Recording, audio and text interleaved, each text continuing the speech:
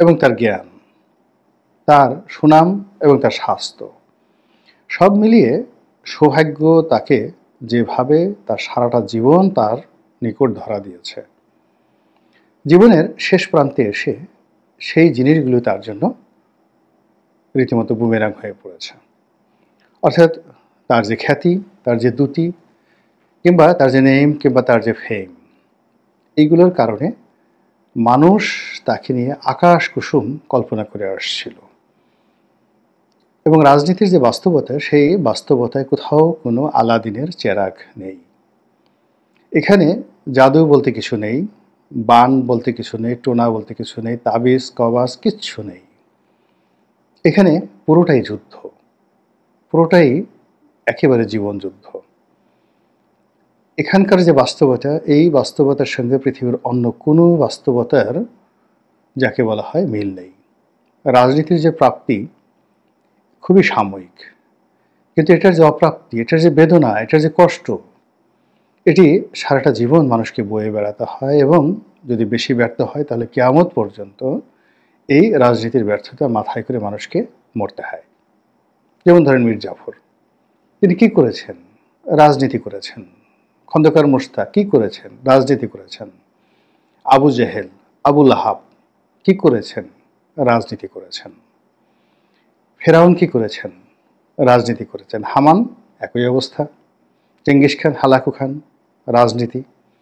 তারা যদি রাজনীতি না করতেন তাহলে তাদের যে অর্থ ছিল, বিত্ত ছিল, যা কিছু ছিল, এবং উত্তরাধিকার সূত্রে তারা যা পেয়েছিলেন সেটি দিয়ে যদি ডক্টর মোহাম্মদ ইউনূসের মতো তাদের জমানাতে তারা ঘুরতে চাইতেন, বিভিন্ন জায়গা থেকে বক্তব্য দিতেন, তাহলে তারাও বিশ্বে টলস্টয়, কনফুসিয়াস, সক্রেটিস, কিংবা ধরেন পিথাগোরাস, তাদের মতোই বিখ্যাত হয়ে তারা মরতে পারতেন, ইভেন বেটার দ্যান দ্যাট। কিন্তু যেই মুহূর্তে রাজনীতিতে চলে এসেছেন, অমনি তাদের যে জ্ঞান, গরিমা, দার্শনিকতা, প্রায় সব কিছুই তাদের জন্য বুমেরাং হয়ে পড়েছে। তো সেই দিক থেকে ডক্টর মোহাম্মদ ইউনূসের যে উত্থান, সারা জীবনের যে প্রাপ্তি, সেই প্রাপ্তি এই সময়টিতে এসে তার সেই বক্তব্যের কারণে, তার কথার কারণে, বডি ল্যাঙ্গুয়েজের কারণে, তার মাইন্ড সেট আপ কারণে, তার চিন্তা এবং চেতনার কারণে সব কিছু তার বিরুদ্ধে চলে গেছে। তিনি এখন যা বলেন প্রায় সব কিছু ট্রল হয়। এবং তার মতো একজন বয়স্ক মানুষ, প্রবীণ মানুষ, যেভাবে আমাদের সামাজিক মাধ্যমে ট্রলের শিকার হচ্ছে, যেভাবে তাকে নিয়ে কার্টুন তৈরি করা হচ্ছে এবং তাকে উদ্দেশ্য করে যে সকল কথাবার্তা বলা হচ্ছে, এটির রেশ থেকে যাবে আরও বহু বহু বছর। এর কারণ হলো যে বাঙালি বা পৃথিবীর যে কোনো জাতির সম্প্রদায় একবার যদি কেউ অবজ্ঞা করতে শিখে, তাহলে সে আজ যে অবজ্ঞা করতে শিখলো, আজ যে গালি দিতে শিখলো, আজ যে গালি শুনতে সে অভ্যস্ত হয়ে গেল,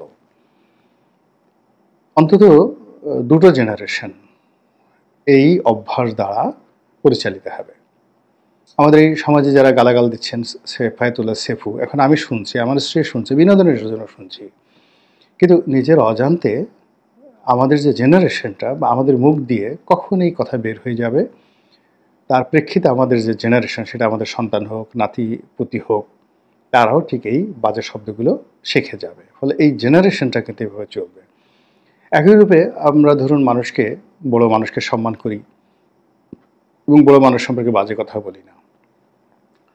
এভাবেই 60-এর দশক, 70-এর দশক, 80-এর দশক, এমনকি 90-এর দশকে আমরা জেনে এসেছি, বুঝে এসেছি সম্মানিত লোকে সম্মান করতে হবে। কিন্তু এই 2025 সনে এসেছে, আমাদের অবস্থা হলো যে আমরা সবাইকে বাজে ভাষায়